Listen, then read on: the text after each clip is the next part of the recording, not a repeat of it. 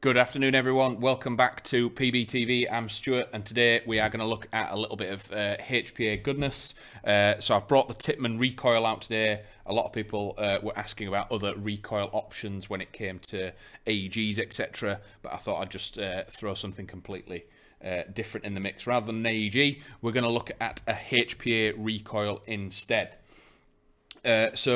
I've dabbled in HPA in my time shooting, and I've done Polar Stars, and I've done Daytonas, and I've done various in between. Had a go with a few of these, but never owned one, and this sits right in the middle of that that sort of bracket of wanting that heavy recoil, heavy action, really cool experience whilst playing, with a little bit of the sort of efficiency and sort of just plug and play ability that HPA offers with the Polar Stars and stuff.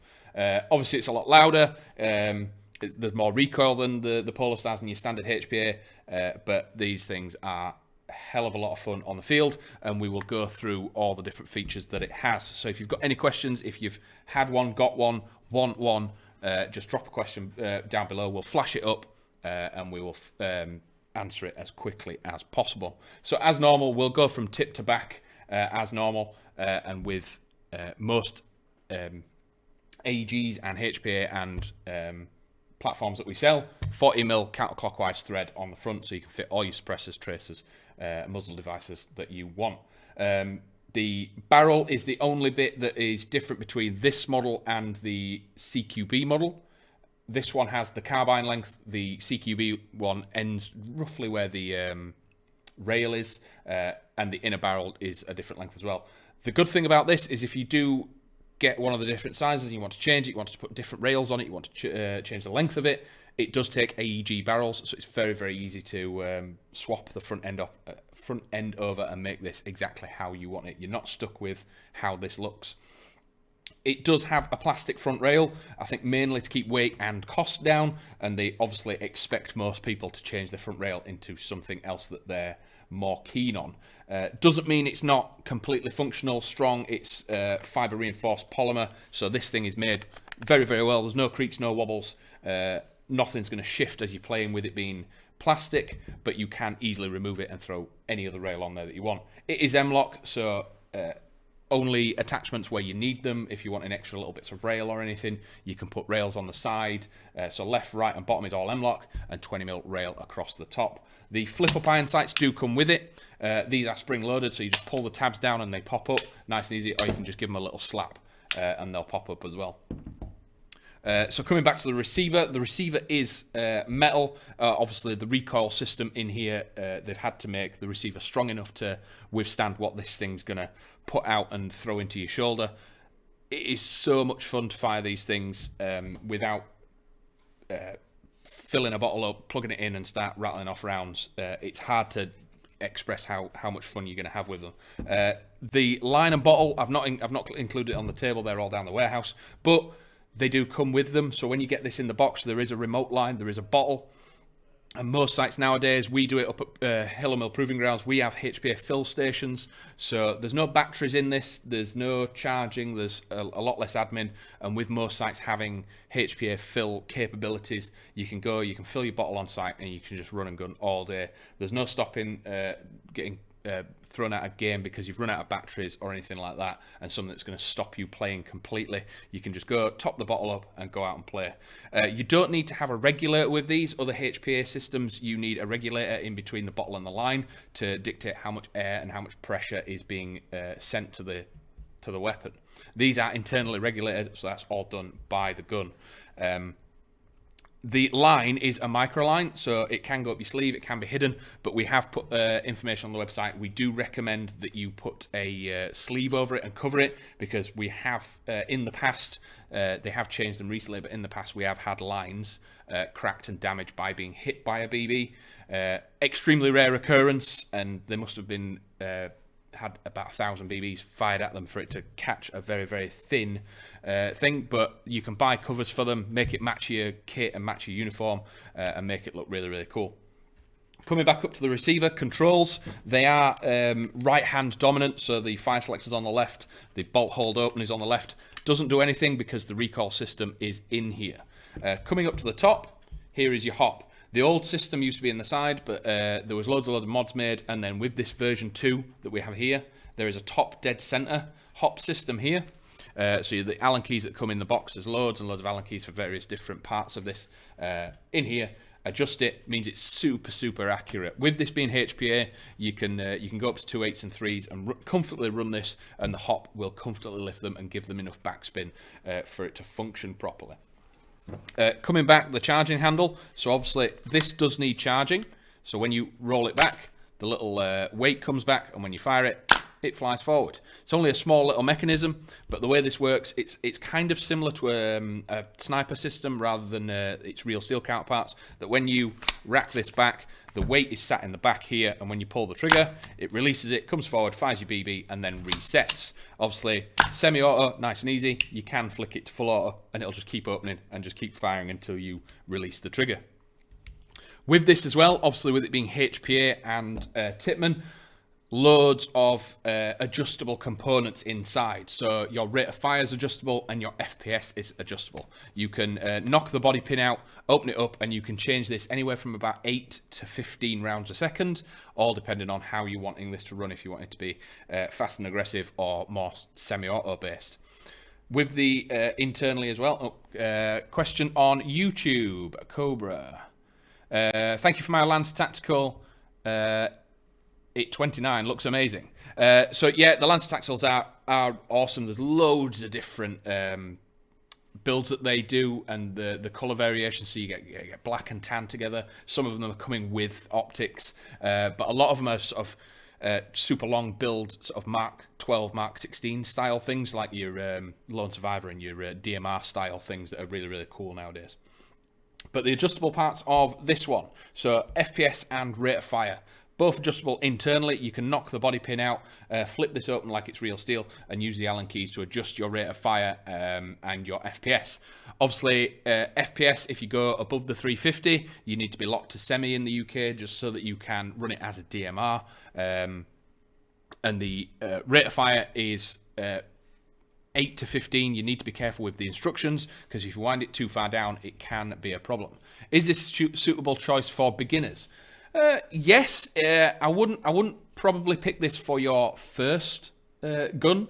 It's probably, if it's in your budget, it's definitely a choice, but I would definitely do a lot of research into HPA and how to manage it, how to handle it, because you're going to need extra bits on your kit. You're going to need backpacks, you're going to need a line, a reg, and you just need to be absolutely sure that you're 100% confident and safe with HPA before running it as your first platform.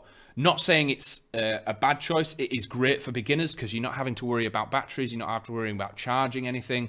You've just got to worry about the remote lines and filling the bottle and being confident enough that you know what you're doing with it. Internally, adjusting the FPS and adjusting the rate of fire, you can go too far and stop the gun functioning. So if you wind the rate of fire in too much, it'll just give up and it won't do anything. You've got to spend a load of time resetting it. Again, if you've got the knowledge about you to do it, it's totally fine. There is instructions in the box with it, and it's but if you're going to get one of these, I'd just leave it as it is. They set them at factory at the best parameters for as they are out the box. The only reason why you'd want to go internal to change anything like that, if you're changing it to a DMR or you want to shorten it and change some bits and bats inside. But good question. Obviously, you can see the HPA attachment at the bottom here. So when these come out of the box, they come with a 120 round standard AEG mid cap and ready to go for HPA. Previously, the previous model used to come with the CO2 magazines. These don't anymore. It's just a standard AEG mag. So the other Tippmann magazine has a hole in the back that you can drop a CO2 bulb in. And in the box, it still comes with the parts to do it. You can change all the bits inside here. There's instructions how to do it. And all that means is the line and reg isn't needed. The line and bottle isn't needed anymore. You can remove all that and just run magazines with CO2 bulbs in. It's a really good system if you're not wanting to run the line and you wanting to just run something to run around really quickly with, throw some rounds down range and have a bit of fun. Its main downside for CO2 is once the mag is in, it pierces the CO2, and if you take it out, it vents all the CO2, so you kind of have to use all the BBs out of it. As soon as you take it out, the CO2's gone, and you've got to put another one in. And with CO2 costing 10 to 15p a go, depending where you get it from. It's a lot more expensive, whereas sticking the line in, it's much better. Obviously, with that in mind, they have, obviously, with it being internally regulated, it's going to be totally fine to run with both forms of air. Rolling back to a few more features. Chris James, does it run on CO2 as well as HPA? Yes. So as I was saying there, you can get HPA CO2 magazines for it separately. They just drop in the top. They don't pierce anything. They literally sit in a hole at the top, and when you drop them in, it pierces them, and you can fire away. Its main problem is, as soon as it's in, it's pierced. So if you put a CO2 bulb in, forget to put BBs in, load your mag, your mag's pretty much useless. You need to take it out, change the CO2, and fill it with BBs. They have designed them internally and with the magazine, the 120 rounds. The 120 rounds is the standard one. The CO2 round is only 60 rounds, because that's what they've designed this to shoot on with a single CO2 bulb. So we've got the standard polymer grip that you get on most AR platforms. It is super comfy, great bit of kit, and the sling plate at the back allows for left and right-handed shooters, and you do have loop bits on the stock at the back. Standard plastic stock. You can swap this out for anything else if you wanted. If you could throw a PTS on there, Battle Link, any other standard AEG stock. Your only other limitation is you can't really run anything PDW on this, because this is where the weight is and where you need that to function. If you want to do that, there are some rather expensive aftermarket upgrades to throw on the back, but you pretty much have to change all of it. One of the other main things that they did with the version 2 compared to the version 1 is they have fully reinforced the back of the receiver. There's probably still old wives' tales about these things shaking themselves apart and cracking and everything from the recoil. That was mainly from people putting aftermarket heavy recoil kits in the original model. What they've done now is they've reinforced the back. There's loads of extra metal and framework back here, so that if the heavy recoil kit is put in this, they are going to be totally fine, sitting in that standard FPS mark and a big heavyweight throwing back. But if there are any other questions on this, please drop them below. I'd love to take it apart and stuff like that, but YouTube doesn't really allow us to start fettling with guns whilst we're on here. So we'll quickly do a very, very quick overview of what we've covered. If you've got any final questions, throw them down. We'll flick them up and make sure we're getting the answers that you want. So Nick Mowbray on Facebook, had one of these a while ago, absolutely love it. Yeah, they're just awesome. They give you that freedom and versatility that an AR platform gives you. So if you've seen an AEG out there, even if it's a Spectre Arms, an L119, anything like that, and that's the platform you want, but you're not interested in AEG or something like that, you want something a bit more fun, a bit more immersive or like that, you can do it with this. You can take the front end off, throw any rail you want on there, you can throw any optic you want on there, and you can throw a stock on there, and this thing is just plug and play, throw some air in a bottle, click it in, and just run and gun. So magazine wise, again, it does come with the 120 round mid cap, but you're totally able to throw high caps, box mags, anything in this. It's totally free to do that. It functions with any standard AEG mag, so your PTS, New Prol, Battle Axe, anything like that will fit in here and run totally fine. But we'll quickly do, so front end, you've got a standard 40mm counterclockwise thread, and we have a carbine length barrel. The CQB version of this, the rail stays exactly the same, but the barrel ends just where the rail does. M-LOK plastic polymer handguard, just to keep weight down and probably price, but that does mean that it's quite easy to flip this off and throw another one on. Paul Eastwood, are they easy to maintain? Yes, 100% easy to maintain, because there is nothing to maintain on them. With them being HPA and everything like that, there's no real dirt, grime or anything that's going to happen on these apart from where you throw it. If you're going to throw it in dirt, mud, grime and grass, you're going to have to clean it externally, but internally you could plug and play these and just keep going. You might, every few thousand rounds, you might want to pull and clean your barrel through, but that is it. These things are probably the easiest thing to maintain in Airsoft when it comes to just running them game after game after game after game.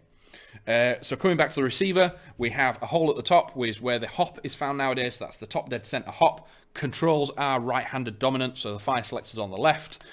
Bolt release catches on the left-hand side too, but it doesn't do anything on this platform because when you rack it, all it does is throw the weight back, and then when you pull the trigger, the weight flies forward.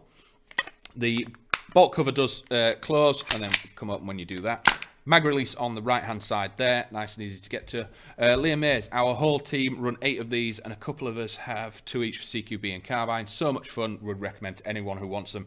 Yeah, it's very, very hard to try and stress how much fun these are when you get them on a field. The rattle, the shake, the recoil, and everything, and you haven't got the limitations, I'm not saying downsides, but the limitations of gas blowback with the lesser mags, bolt stops, cleaning, weather, heat, and everything like that, affecting how your gas works. These are a recoil system that's going to punch you in the shoulder all day, and you're going to have a load of fun with it. And you're just going to want to keep playing. What's really good about these is the more fun you have with the platform that you're playing with, the more you're going to stay out in the field. The more admin and stuff that you have to do with an AEG or gas blowback, the more you're about to just go, oh, I'm done for the day. Whereas this, you're going to pull the trigger and just want to stay out in the field and shoot more people. But yeah, Arthur, can you show the reinforced bits on the receiver if not in YouTube? I can throw some bits on Instagram afterwards, but if you just look here, this whole section here, so they used to crack right at the back here. So these are different to the version ones. All back here is slightly reinforced, and there are tabs on the inside as well, where the receiver meets the where the upper receiver meets the lower receiver. There's extra bits in there that prevent that heavy recoil from transferring all that force into this small section here. I hope that helps. So covered the controls just finally, and the standard plastic stock and sling points at the back. The flip-up iron sights are included. It's pre-set up to HPA out the box, hence you can see the snap-on connect part there, but there are the CO2 components in the box. The only CO2 component in the box is that you don't get in the box is the magazine. It's a standard 120. So you can open this up, change it all to CO2, but you will have to buy extra mags.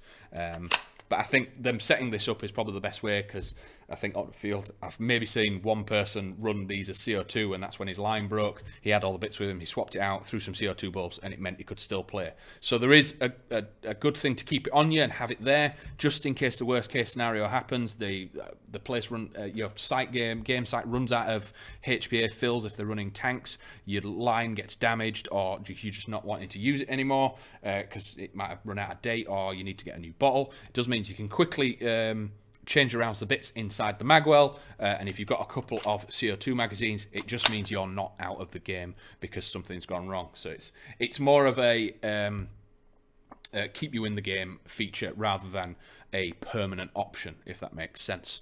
But that's everything. It's great to speak to you as always. If we've missed your questions, or if there's something else you want to ask us, please drop us a message on Instagram, and we'll get to you as quickly as we can. And you can even drop more comments under these videos, and we'll try and check them every day and make sure you're getting all the information right all the time. But we love talking to you, and we love chatting with you on these live streams. So we will be back again at 4 p.m. tomorrow for, I think it's ASG feature tomorrow. We've got a lot of really cool platforms to look at. So if you want to join us there, join the chat, drop some questions in, and we'll have a chat and get some information out there. But until then, see you later.